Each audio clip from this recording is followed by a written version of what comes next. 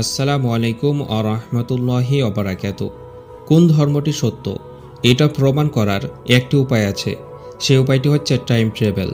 ইসলাম ধর্ম হোক কিংবা অন্যান্য ধর্ম হোক, টাইম ট্রাভেল করে সেই ধর্মের সময় চলে যেতে হবে, গিয়ে দেখতে হবে বিভিন্ন ধর্মের গ্রন্থে যা দেখতে পাচ্ছি সেগুলো আসলেই ঘটেছিল কি না। এগুলো যদি আমরা স্বচক্ষে গিয়ে দেখতে পারি এবং সেখানে গিয়ে যদি কিছু প্রশ্ন করতে পারি, তাহলে কিন্তু প্রমাণিত হয়ে যাবে যে কোন ধর্মটি সত্য। আর এটা করার জন্য আমাদেরকে টাইম মেশিন বানাতে হবে। তো আজকের এই ভিডিওতে আমরা টাইম ট্রাভেল নিয়ে আলোচনা করব। এটি এমন একটি গুরুত্বপূর্ণ আলোচনা যে আলোচনা আমাদেরকে জানাবে অতীতে গিয়ে কোন ধর্মটি সত্য সেটা কি জানা সম্ভব। আসলে আমরা ধর্ম নিয়ে মারামারি করে থাকি। এগুলো না করে যদি আমরা সবাই মিলে টাইম মেশিন বানানোর চেষ্টা করতাম এবং তা বানিয়ে অতীতে গিয়ে সত্য ধর্ম কোনটি তা প্রমাণ করতাম, তাহলে মনে হয় বেশি ভালো হতো। টাইম ট্রাভেল বা সময় যাত্রা সম্পর্কে আপনারা সবাই জানেন, টাইম ট্রাভেল দুই রকম হয়ে থাকে। নাম্বার 1 ফিউচার যাওয়া, নাম্বার 2 পাস্ট যাওয়া। বর্তমান সময় থেকে অতীতে যাওয়া কিংবা ভবিষ্যতে যাওয়া, তাকে বলা হয় টাইম ট্রাভেল বা সময় যাত্রা। বিজ্ঞানের বেশ কিছু থিওরি থেকে টাইম ট্রাভেলের কনসেপ্ট সম্পর্কে জানা যায় যে এটা কীভাবে সম্ভব হতে পারে। তবে এই থিওরির মধ্যে বেশ কিছু সমস্যা দেখা দিতে পারে। দুটি সমস্যা সম্পর্কে আজকে আপনাদেরকে আমি জানাবো। প্রথম সমস্যা হচ্ছে, ধরুন আপনি পড়াশোনা করার পরে বড় বিজ্ঞানী হলেন এবং আপনি টাইম মেশিন বানাবো বলে প্রতিজ্ঞা নিলেন।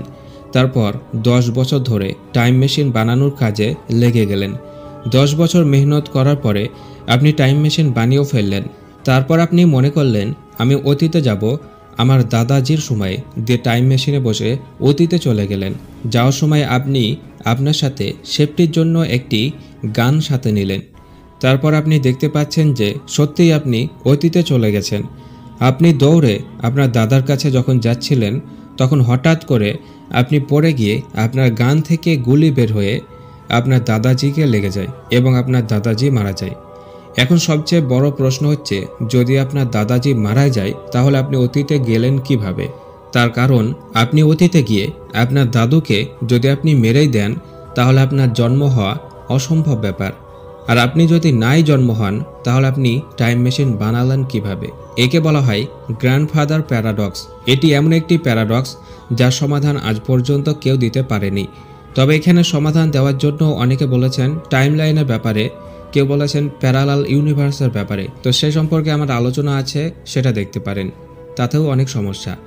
অতীতে গিয়ে আমরা দেখতে পাচ্ছি আমরা সফল হতে পারবো না, কারণ অতীত যদি আমরা চেঞ্জ করি তাহলে ভবিষ্যৎ আমাদের চেঞ্জ হয়ে যাবে এবং অতীতে গিয়ে আমাদের মাধ্যমে এমন কিছু ঘটে যাবে যার জন্য ভবিষ্যৎ আমাদের আলাদা কিছু হবে। এবং যদি ভবিষ্যতে আলাদা কিছু হয় তাহলে অতীতে আমরা যেতে পারবো না। আরেকটি প্যারাডক্সের কথা বলা হয়ে থাকে, যাকে বুটস্ট্র্যাপ প্যারাডক্স বলা হয়। এই প্যারাডক্স অত্যন্ত মজার, মন দিয়ে শুনবেন। আপনি ছোট্টবেলায় একদিন স্কুল যাওয়ার সময় আপনার মন ভালো নেই। আপনি মনে করলেন যে আজকে স্কুল যাব না, আজকে বাগানে বসে থাকব। সেই সময় হঠাৎ করে একজন মানুষ এসে আপনাকে একটি বই দিল এবং বলল যে এই বইটি অবশ্যই পড়বে। এবং আপনি কিছু জিজ্ঞাসা করার আগেই সেই মানুষটি মারা গেল। তারপর যখন দেখতে পাচ্ছেন মানুষের অনেক ভিড়, তখন আপনি সেই বইটি নিয়ে বাড়ি চলে গেলেন। বাড়িতে গিয়ে দেখছেন যে বইয়ের মধ্যে লেখা আছে টাইম মেশিনের ব্যাপারে। আপনি সেই বইটি বুঝতে না পেরে রেখে দিলেন। এরপর যখন আপনি বড় হলেন, পড়াশোনা করে বড় বিজ্ঞানী হলেন, তখন আপনার মনে হলো টাইম মেশিন বানাবো। তখন আপনার মনে আসলো যখন ছোট্ট ছিলাম তখন একটি বই দিয়েছিল, যে বইয়ের মধ্যে টাইম মেশিনের ব্যাপারে লেখা ছিল। আপনি সেই বইটি খুঁজে দেখতে পেলেন। সেই বইয়ের মধ্যে টাইম মেশিন কিভাবে বানাতে হবে সমস্ত রকম ফর্মুলা দেওয়া হয়েছে। তারপর আপনি সেই বই দেখে দেখে টাইম মেশিন বানানো শুরু করে দিলেন। 10 বছর ধরে মেহনতের পরে টাইম মেশিন বানিয়েও ফেললেন। তারপর আপনার অনেক বয়স হয়ে আসছে, শরীর অনেক খারাপ। আপনি অতীতে চলে গেলেন এবং সাথে সেই বইটি নিলেন। যদি টাইম মেশিন খারাপ হয়ে যায় তাহলে আপনি সেই বই দেখে দেখে টাইম মেশিন ঠিক করবেন তাই বলে অতীতে গিয়ে আপনি দেখতে পেলেন বাগানে একটা ছেলে বসে আছে। সেই ছেলেকে আপনি সেই বইটি দিয়ে বললেন এই বইটি অবশ্যই পড়বে। সেই বাচ্চা ছেলে আপনাকে কিছু জিজ্ঞাসা করবে, তার আগেই আপনি মারা গেলেন। সেই বাচ্চা ছেলেটি বইটি এনে বাড়িতে দেখতে পাচ্ছে সে বইটি টাইম মেশিনের ব্যাপারে লেখা হয়েছে। সে কিছু বুঝতে না পেরে বইটি রেখে দেয়।